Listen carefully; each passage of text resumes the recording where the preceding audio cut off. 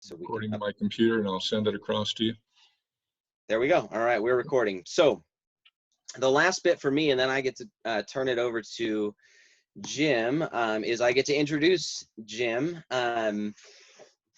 Jim doesn't need much introduction at CKPC since he's was the pastor here from, I think, 99 to 2007. Is that right? Yep. Yeah. So so Jim, you moved out here last May, June? Yeah, last May. Okay, yeah. So he and I got together for coffee, and he said, "Hey, just retired. I'd kind of like to just be a passive observer at church for a while and get my legs under me, figure out what this is like, the kind of being part of a church after retiring from ministry." And I tried to respect that. I didn't completely respect that. I had him preach and I had him speak at the men's retreat, and he was very gracious to do that and did a wonderful job. But now he said he's ready to jump back in to helping out, which is a boon for all of us, because this is his specialty. He's a PhD in New Testament. He loves this stuff. He teaches for Fuller online. So we're getting a seminary professor tonight.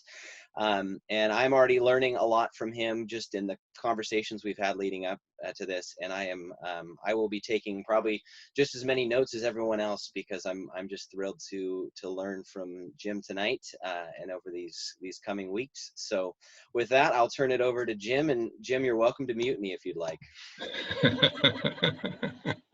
No, I think I'll keep you live. You may be able to toss in some things and help me out from time to time. But Tyler's right. We sat down and had coffee together, and I told him, the first year of retirement, I'd like to kind of lay back a little bit. And that year ended for me on my birthday, which is March 29th this year. And so Carolyn has officially let me do some more things. And we love being back at CKPC. When we left here to go down to Texas, we knew we wanted to come back and retire here. And for those of you that don't know, we live out in Seebeck and have a place where we can see the view across the canal and the mountains. And we just feel so blessed to be here and so blessed to be a part of the life of CKPC and have an opportunity like I know you all enjoy. I really enjoy having the opportunity to hear Tyler Kirkpatrick preach on Sunday. And he knows that. And it's a real privilege for a retired pastor to really enjoy another pastor. And so I'm grateful, Tyler, that you said yes to this idea so quickly and then tossed in something that really interests you. And we were able to rope Bill in. And Bill, I'm grateful to you too that you want to be part of this, because I know how much your teaching has meant to the church over the years. So I'm excited to be able to start the course with you. So I'm going to try to share my screen with all of you now, and we'll get started. I got some PowerPoints that I'm going to talk over as we move through tonight.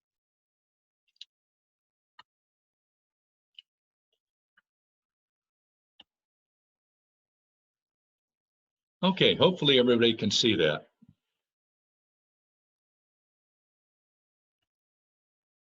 Because Tyler told me he could. So I want to talk to you as we get started about the title that this course has, The World of the New Testament. We could talk about that in a lot of ways, but one of the Facebook sites, one of the Facebook groups that I'm part of is a group called Nerdy Language Majors, and I'm one of those.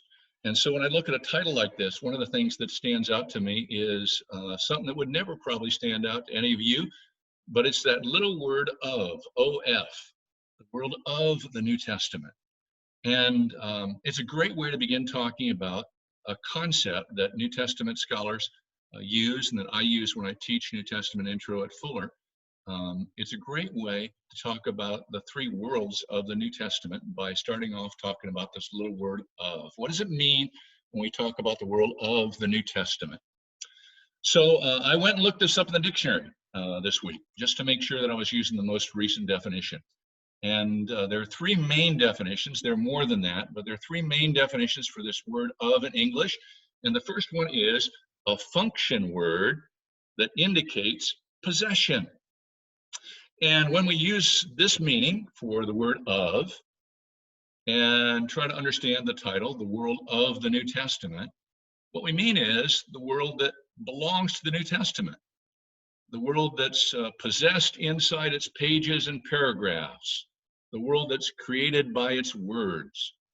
And to try to capture that idea, scholars call this world the world that belongs to the New Testament, that's possessed in the New Testament, but they call it the world in the text, the world of the text itself, the world that's created by the New Testament, in the text of the New Testament.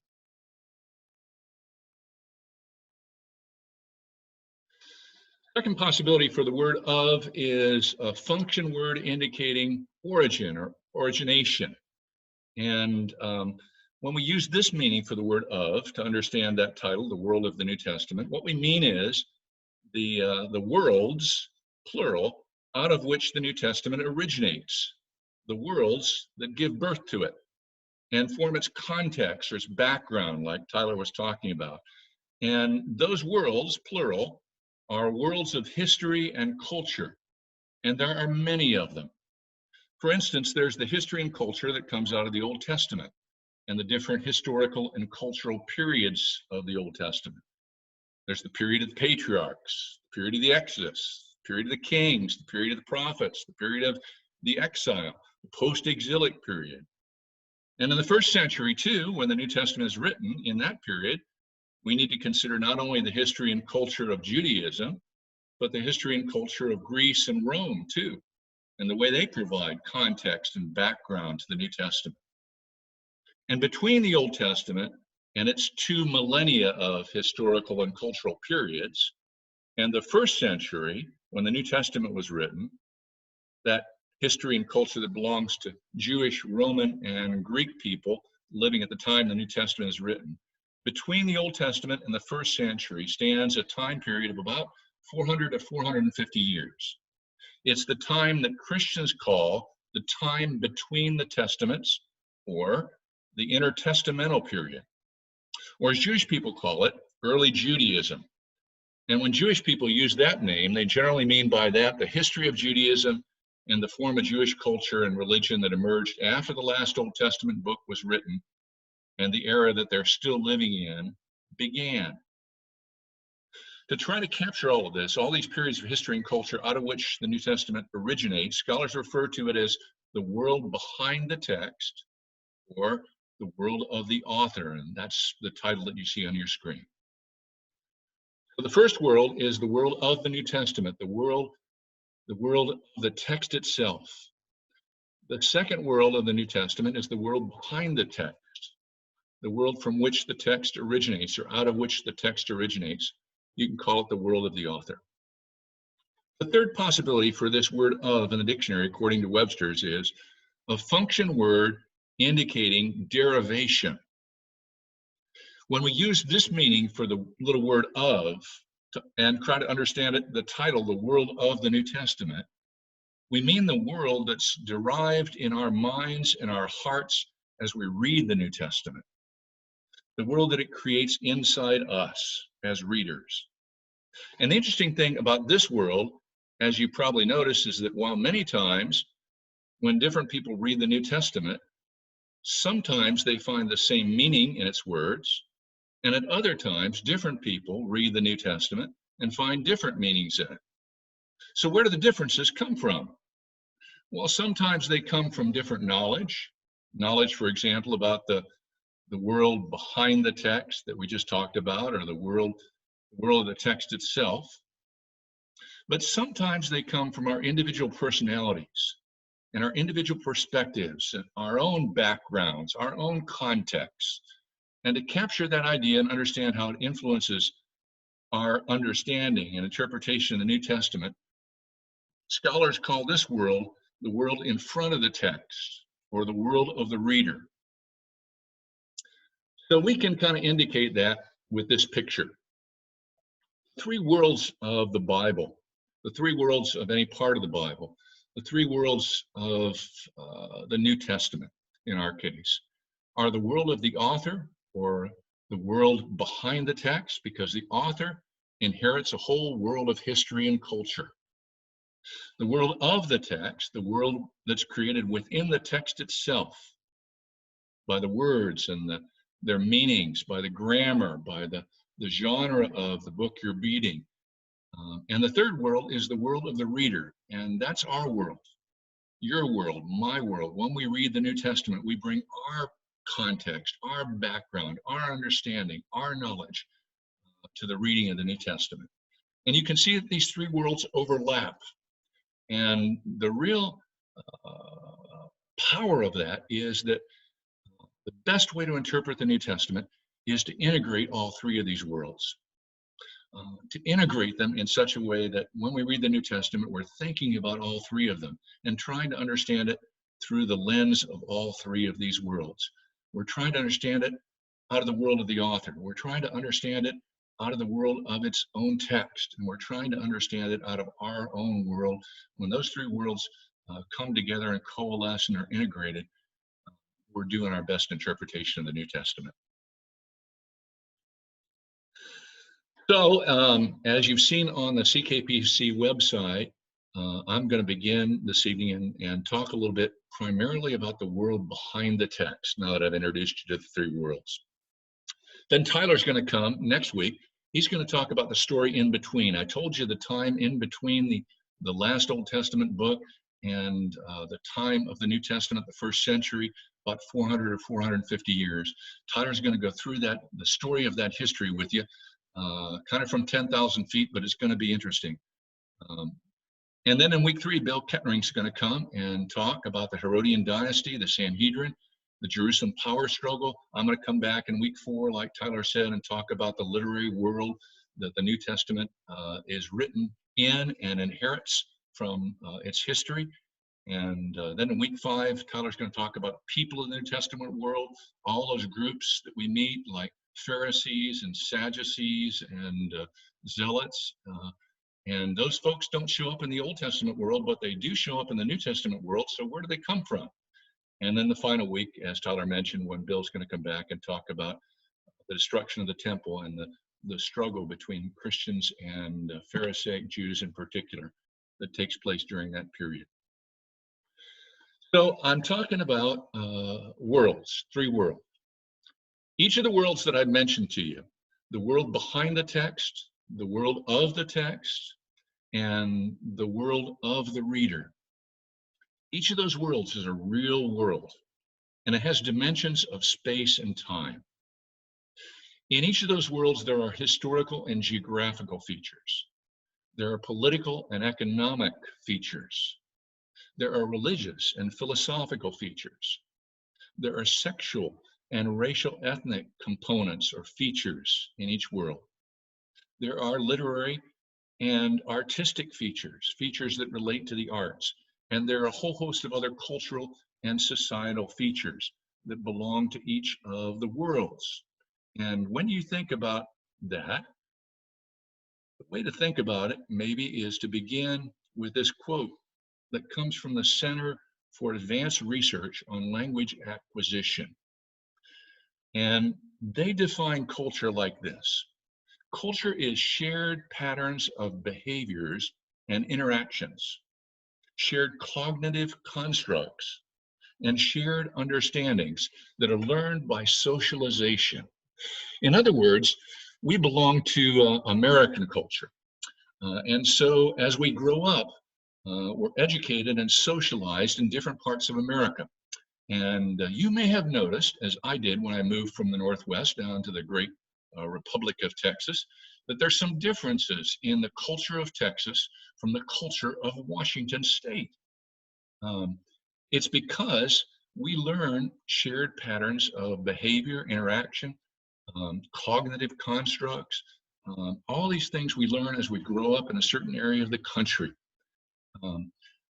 But all of this is part of what we call culture, according to the Center for Advanced Research on Language Acquisition. So it can be understood, culture can be understood as the growth of a group identity fostered by social patterns that's unique to that group. And Christina de Ross, who's an anthropologist who teaches at a college in London, says culture encompasses things like religion, food, what we wear, how we wear it, our language, what we think about marriage, what we think about music, what we believe is right or wrong, how we sit at the table, how we greet visitors, how we behave with loved ones, and a million other things. So in terms of time, when we think about the New Testament world inherits the world behind the text. And in terms of time, that world and all three of the worlds exist in a real time that has a past, a present, and an expected future. We need, when we look at the New Testament, as I said a moment ago, to consider Old Testament history and culture, but we also need to consider how Judaism and Christianity in the first century were influenced and shaped not only by the Old Testament, but to the more recent history and culture that comes from the time between the Testaments. When we study behind the New Testament, the world behind the New Testament, it's often helpful to study backwards, to start off looking not at the Old Testament, but to start off looking at the period of history and culture that is most immediately prior to the New Testament. And that's the intertestamental period of history and culture. So let me introduce a new word to you in this connection. It's a word that New Testament scholars use, but I think it's a useful word for anybody who thinks about or studies the New Testament, like you and I are doing right now, when it comes to understanding the world behind the text. This is a useful word because when we investigate the world behind the text, when we try to understand what the text is saying by looking back into the history and culture that lies behind it, that provides the context for the words of the New Testament, we're really trying to understand the New Testament and read it and understand it diachronically. Diachronically is a word that you probably never heard before, and that's okay. But it comes from two Greek words. The first three letters, D-I-A, in Greek mean through. And the word chronos is where we get the English words like chronological or chronometer from. Chronos means time. So to study a text diachronically means to go back as best we can through time, from our time to the time of the New Testament, and then the time behind it, and look at the ways the world behind the New Testament can help us understand more about the New Testament itself. What kind of questions can we ask to help us do that?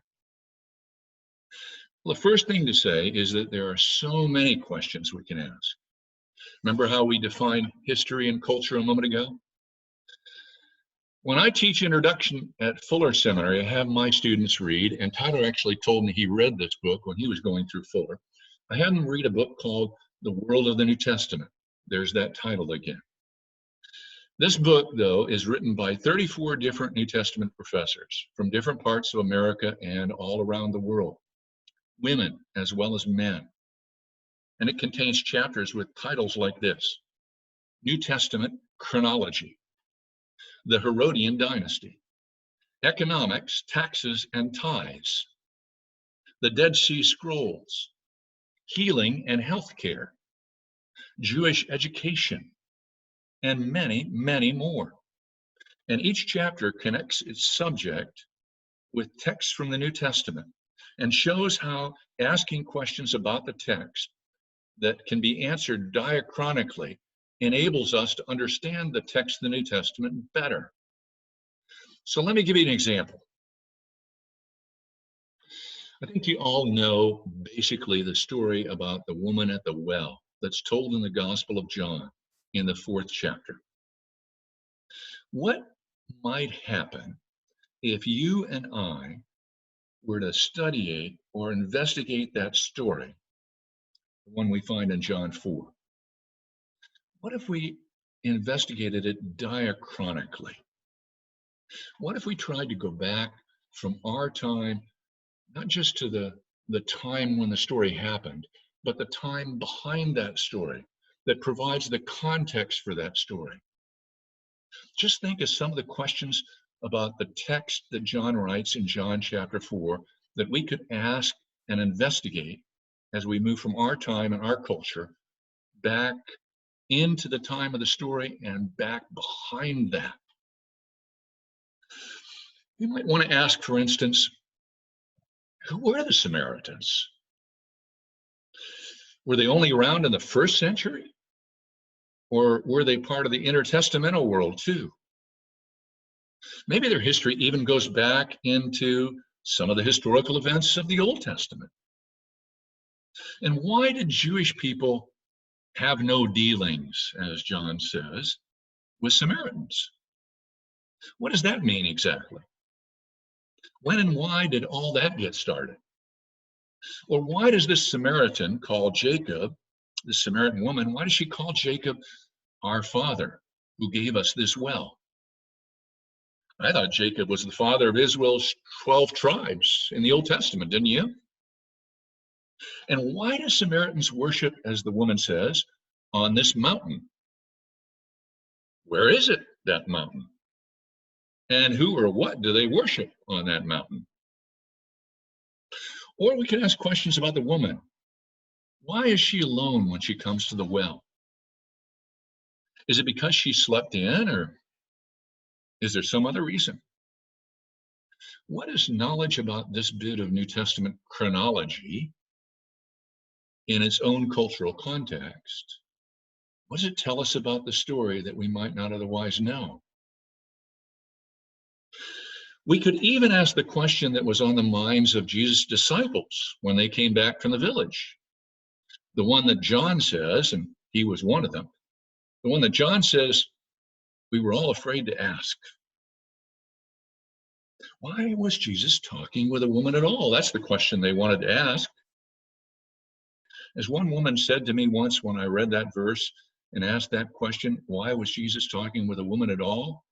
Her reply to me was, well, why wouldn't he? You see, there's so many questions we can ask about the world behind the text, questions that can open up the meaning of the text a little bit more fully to our understanding if we take the time to research the answers to them from the world behind the text. And it's not just the Gospel of John. Questions about the world behind the text can open up our understanding of other texts too. Let's take some examples. Here's Mark 13:35 in the New Revised Standard Version. That's what the initials mean next to Mark 13:35 on your screen. Jesus is talking to his disciples about the time when he will return. And he tells them some things, and he says, therefore, keep awake, for you don't know when the master of the house will come, in the evening, or at midnight, or at cockcrow, or at dawn. 4 different time frames that divide the night into 4 watches, according to customs that were common in the Roman world before and during and for some time after the Gospel of Mark was written. In case you're wondering, they corresponded roughly to the periods of time that we would call from sunset to 9 p.m., from midnight to 3 a.m., from sunset to 9 p.m., from 9 p.m. to midnight, from midnight to 3 a.m., and from 3 a.m. until sunrise. And you're probably saying to yourself, well, Jim, how did they keep track of the time to know when it was? So it turns out when you look into the world behind the text and study this a little bit, the Romans measured time with a water clock that was calibrated and coordinated with a sundial during the day that enabled them to figure out how many periods of time were in a day. And from that, they set up the 4 night watches.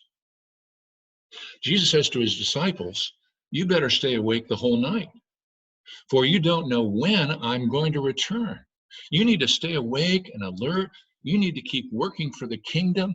You need to keep being my disciples and seeking to become more and more my disciples until I return. And that might be in the evening or at midnight or cockcrow or at dawn. Or how about this example? This is one from Mark chapter 7, verses 1 through 3. This one has a little bit of background to it. Mark's starting off this chapter and telling us a story.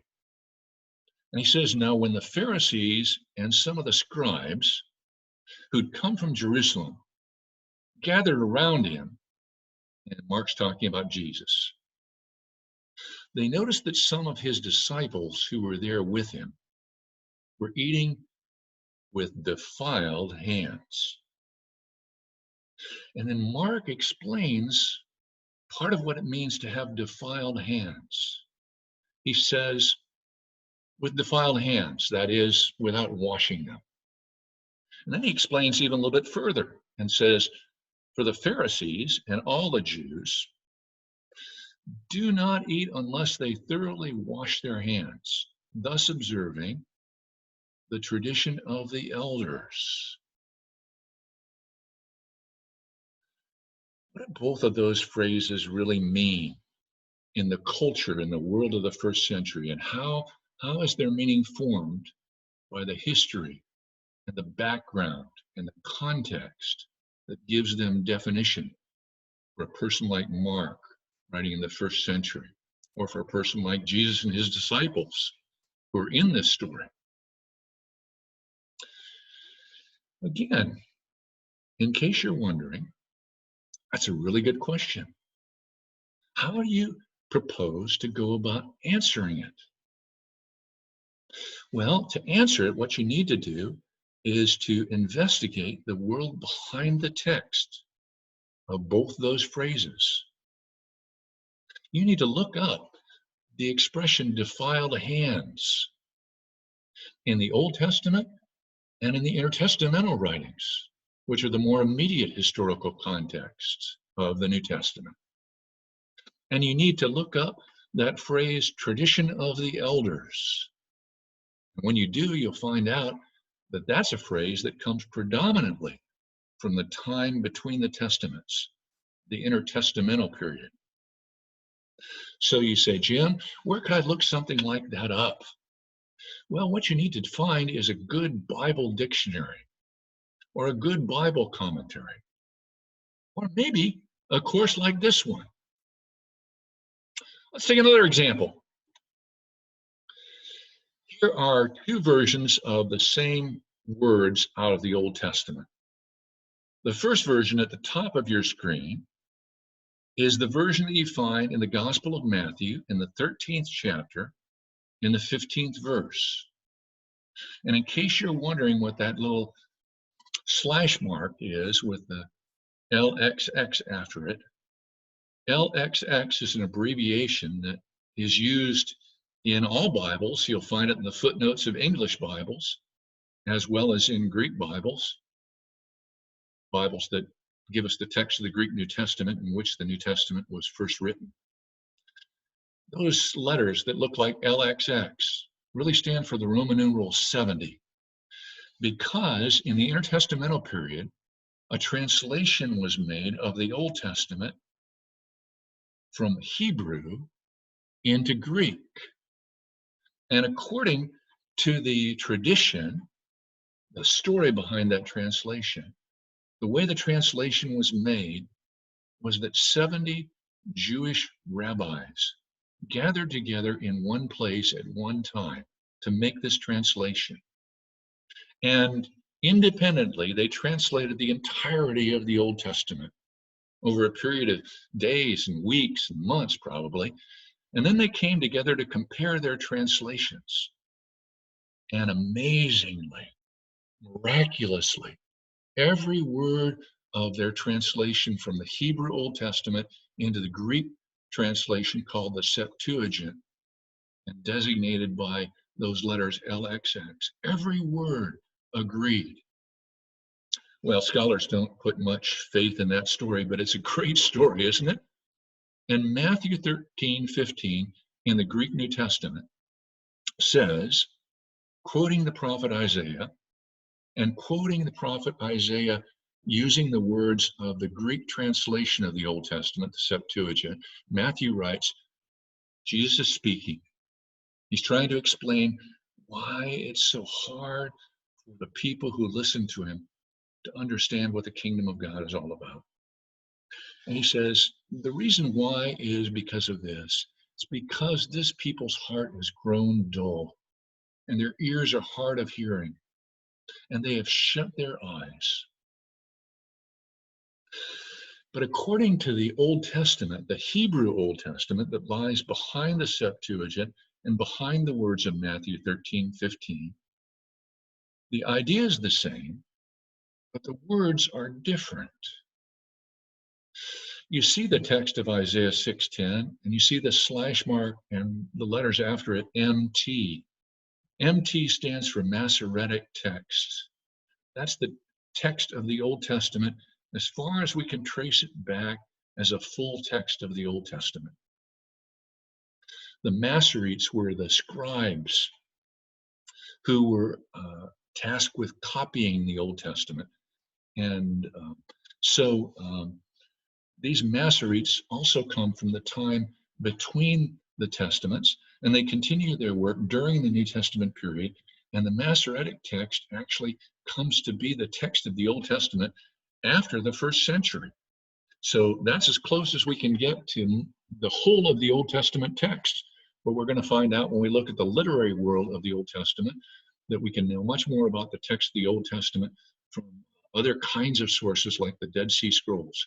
Anyway, all of that is not part of really what I want to tell you, but it's interesting, isn't it? And I get fascinated by the world behind the text.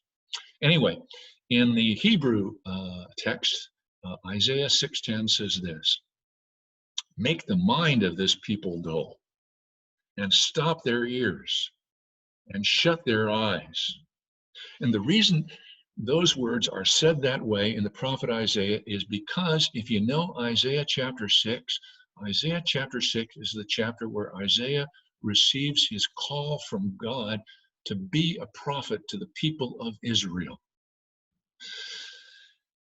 One day, Isaiah says, I was in the temple, and suddenly I saw the Lord, and he was high and lifted up, and his train filled the temple. And I said to myself, woe is me, for I'm a man of unclean lips, and I dwell among a people of unclean lips.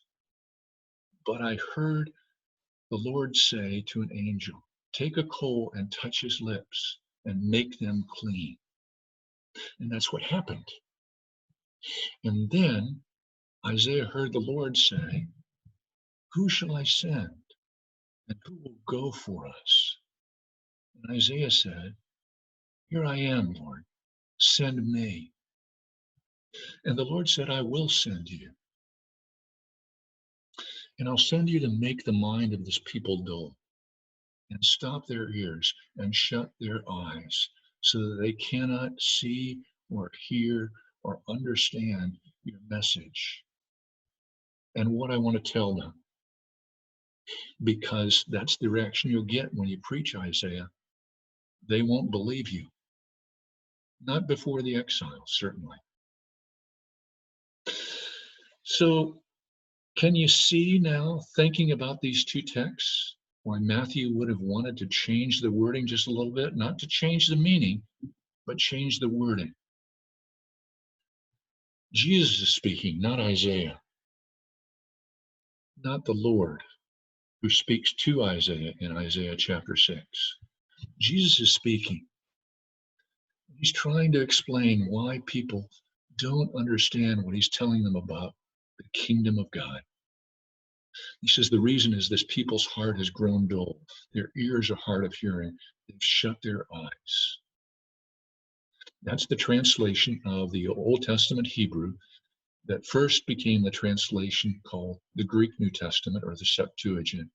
And Matthew quotes from the Septuagint in Matthew 13:15 when he quotes Isaiah 6:10. Interesting, isn't it? Why would Matthew do that? Well, at least part of the reason is because, as scholars have discerned, Matthew is writing not only for Jews, but also for Gentiles, and for Jews who live in a place called the diaspora. The diaspora included places like Egypt and Turkey and Greece and Rome. The Jewish community that lived outside of Israel during the time between the Testaments, the world behind the text of the New Testament that lies in those 400 years between the Old Testament and the New Testament. The Jewish community that lived in the diaspora, probably for them, if Matthew wanted to communicate with them, he would use the text of the Old Testament that was most familiar to them. That text would have been the Septuagint. That's why Matthew, getting at what Jesus really wants to say, uses the text of the Septuagint rather than the Old Testament text in Hebrew. Or let's change direction again. Let's think about the world behind the text and how it can help us answer questions about what Paul says in 1 Corinthians 15. Paul's asking a question there. Actually, a couple of them. He's thinking about the church at Corinth and the reaction that they have made to some of his teaching about the resurrection. He's saying, I know someone's going to ask me, how are the dead raised? With what kind of body do they come? And then he answers his own question. He says, you foolish person. Actually, I've kind of toned that down a little bit because what Paul really says is, fool. And then he goes on. Then he goes on. He goes on to answer his question. But pause for a minute with me and ask, why does Paul say the question is foolish? Have you ever wondered about that? Well, if you have, you're not alone, because some, at least, of the Corinthian Christians did. After all, isn't heaven a spiritual place? So maybe resurrection is more of a spiritual thing than a physical thing, Paul. And yes, if you research the idea of afterlife or resurrection and look not only at the Old Testament literature, but the intertestamental literature, and not only at Jewish literature, but the world's Greco-Roman literature, it turns out that the view of the afterlife that's common in Greco-Roman culture is that people live on after their body dies, but they live on as spirits. And Paul, partly out of his background as a Pharisee, calls that kind of thinking foolish, because Pharisees believed the resurrection would be not just a spiritual resurrection, but a bodily resurrection. Tyler's going to talk to you in week 3 about the Pharisees, and he may have more to say about it then. Let's go on. One last illustration. Why it's important to think about and talk about New Testament texts from the perspective of the world behind the text. Think about the title of the book of Revelation.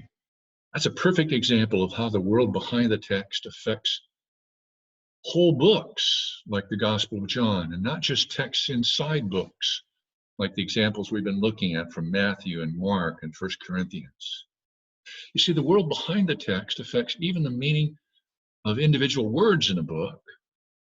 It also affects texts in a book, but it also affects the understanding of whole books and their titles. In the English Bibles, the title that's given to the last book of the Bible is the title that you see on the top of your screen. It's called the Revelation to John.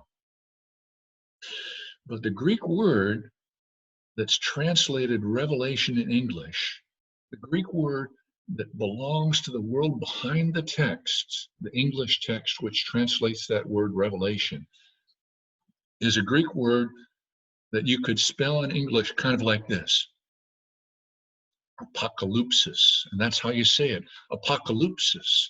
And that word has a historical and cultural background. Primarily, it turns out, in the intertestamental era, in the literature of that era. For there are many examples of visions or apocalypsises that were written by people in the 400 years before the New Testament. Now, the word apocalypsis also has a background in the Old Testament. It also has a background in the teaching of Jesus. For there are apocalyptic visions in some of the prophetic books of the Old Testament. And Jesus has visions about the end of the age that are found in the Gospels as well. So when John writes this title, or others write it for him if they were the ones who gave the title to Revelation, and writes the words apocalypsis of John, when that title was read aloud to a whole group of people in a house church, they wouldn't have heard it as something unique and different like Christians sometimes do who read it in their Bibles and think, well, this is the only book in the New Testament that I found that uses that word in the title. The first Christians would have heard the first word of the title of the book of Revelation, would have heard that word apocalypsis and understood it immediately. They would have understood they were about to hear the kind of book that talks about God's plan to bring about the end of this age and bring into existence the age to come. So I see that I've talked away almost an hour, and I want to give you some time for questions. There's a lot more that I could say. I'm pulling most of this out of a lecture that I use, but let me pause there and let me kind of skip on down to the last slide. I want to say one more thing as I conclude this part. What I've been talking to you about tonight are three worlds of the text. The world that stands behind the text and gives it context. The world that stands in the text itself. The text itself can create a world, as Jesus does in the text of a parable. And the third world that we talked about was the world of the reader. And that's the world that derives for us from the New Testament as we read it. The world that's created by the words of the New Testament when we bring our background and context to them and create understanding in our minds. We've been thinking tonight mostly about the world behind the text. When you decide that you want to investigate something in the world behind the text, it's kind of like working in an archaeological dig. Sometimes when you dig back through the dust and the dirt, you discover an artifact. You discover something that really begins to help you understand the people and the culture of the time that your dig is unearthing. It's the same thing with the New Testament. When you read through the New Testament, you find something that piques your curiosity, something that you want to investigate, something you want to kind of dig into and try to understand. What do? Well, you go to a book about the world behind the text of the New Testament, and you start looking and reading and peeling back the dust that has kind of covered up something that enables you to all of a sudden see the light bulb turn on in your head about what the New Testament text is really trying to say to you. And that's an amazing moment when you let something in the world behind the text illuminate for your understanding something in the text of the New Testament, when you let the world behind the text enable you to understand something in the New Testament more deeply and more fully than you have before. Of course, you can read the New Testament and understand it as it is. But isn't it great that we have the resources that can enable us to dig into the world behind the text and understand the world in the text more fully, because we know about the context of the words in the New Testament and the meaning they would have had to the author and the audience, the original author and the original audience of the New Testament. So that's it for me. I'm going to stop sharing my screen, and I'm going to see how many questions have been provoked by all of that, and at least try to answer some of them.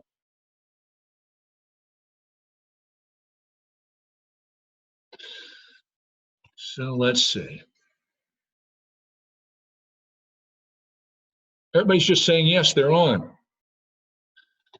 And I got to tell you, this is the reaction that usually happens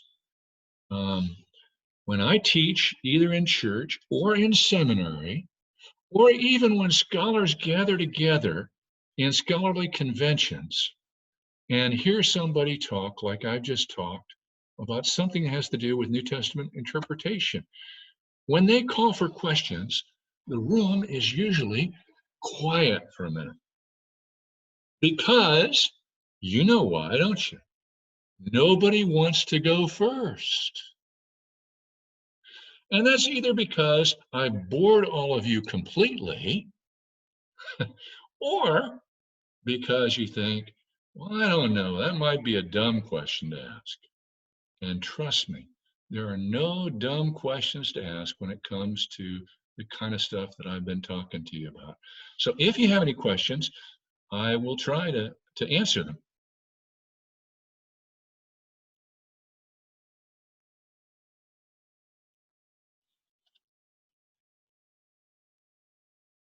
All right, somebody's going to chat with me. Thank you.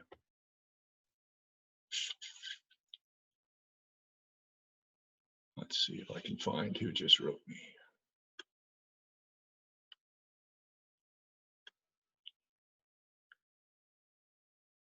Nope. Tyler says, go ahead and talk.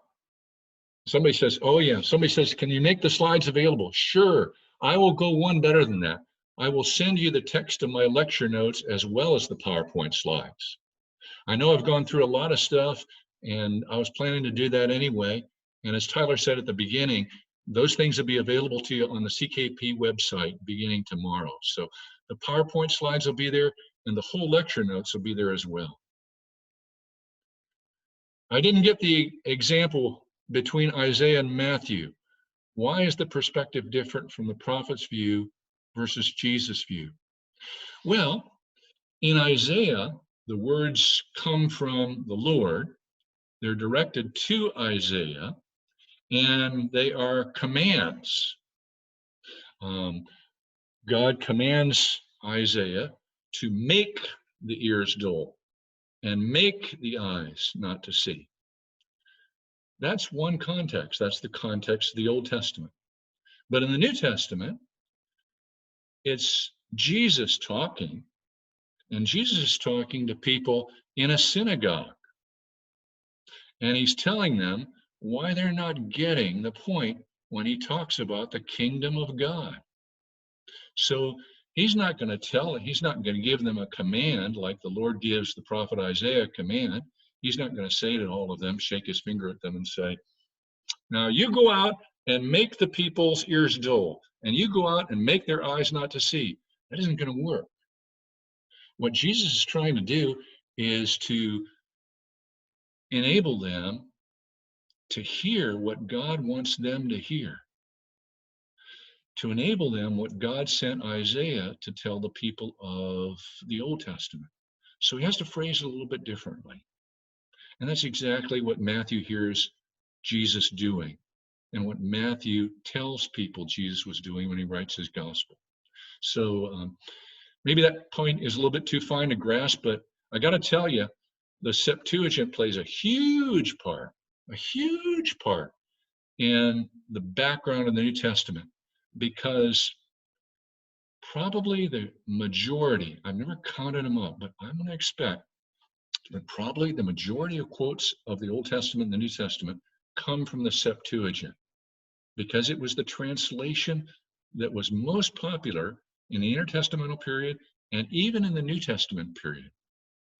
The Masoretic text was not a whole translation yet. It was scrolls. And individual synagogues had individual scrolls. And it wasn't put together as a whole translation, like I said, until at least the end of the first century, and probably a little bit after that. So the Septuagint it's huge to understand that. Sometimes New Testament writers, like Paul, who was a trained rabbi, they quote from the Old Testament. Matthew can quote from the Hebrew Old Testament and quote it word for word as well. But most of the time, the writers of the New Testament quote from the Septuagint, and it's interesting to see how the Septuagint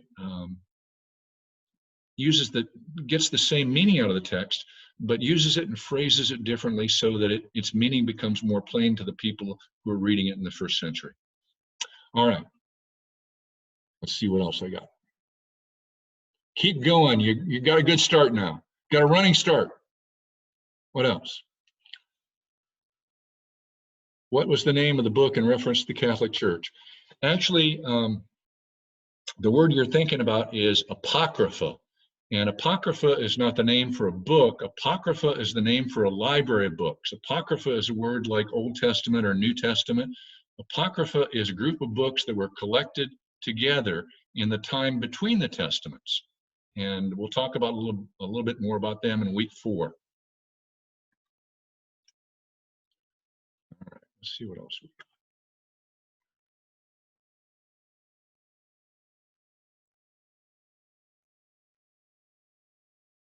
Somebody says you skipped through a lot of slides. I'm curious about them. And so, like I said, you can go back and take a look at those on the web page. Somebody says, I think this is the chat box. And you're right, it is, because I can see what you're trying to say.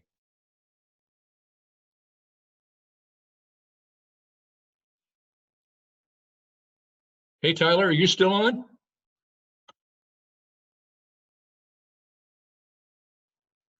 Where's Tyler? Why can't I hear him?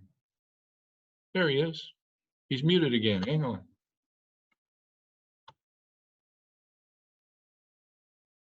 There he is. Hey, there we Hey, go. Tyler. I'll apologize too. I don't know if people could see the notifications, but my computer decided to update. So I switched over to my phone. So if it looked like Tyler Kirkpatrick was left, Tyler Kirkpatrick has joined, Tyler Kirkpatrick is left, I wasn't playing hooky. I was switching devices. So just.